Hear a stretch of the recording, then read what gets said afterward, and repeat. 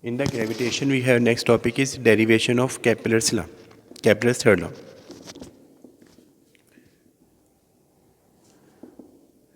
Let the planet is revolving around the sun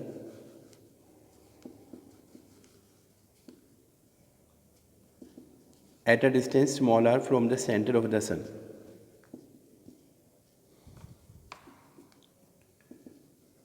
V0 is orbital velocity of the planet.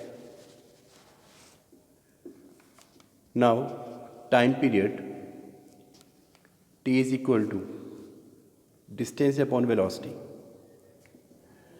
Now, for the velocity we can write under root gm upon r. Now we can write 2 pi under root gm r into under root r, squaring both sides. T square is equal to 4 pi square r square into r upon gm. Here 4 pi square upon gm is constant and it is equal to k. So t square is equal to k. R square into r, this is r cube. K is constant, so we can write here t square directly proportional to r cube. So we have proved that square of the time period directly proportional to the cube of the radius of the orbit. So it is known as Kepler's third law of planetary motion.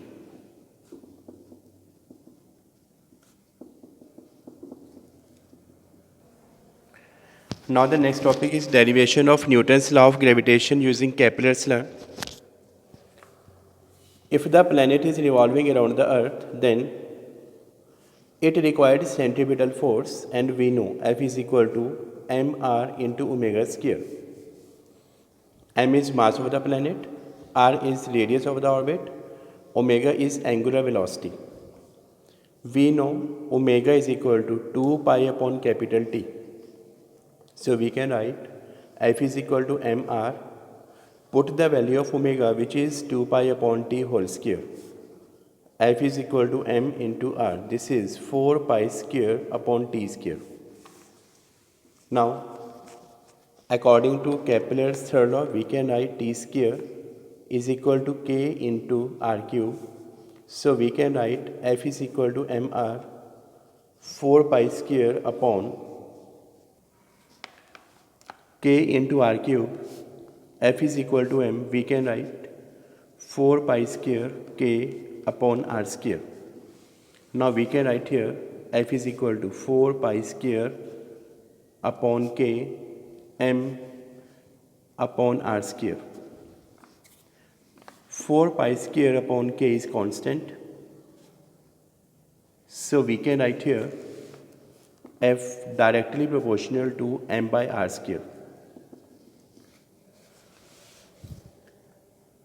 This is sun. Planet is revolving around the sun. Now, this force directly proportional to the mass of the planet. Planet of mass m, sun of mass capital M. Now, for the sun, the force should be directly proportional to mass of the sun. According to Newton's law of gravitation, for every action there is equal and opposite reaction.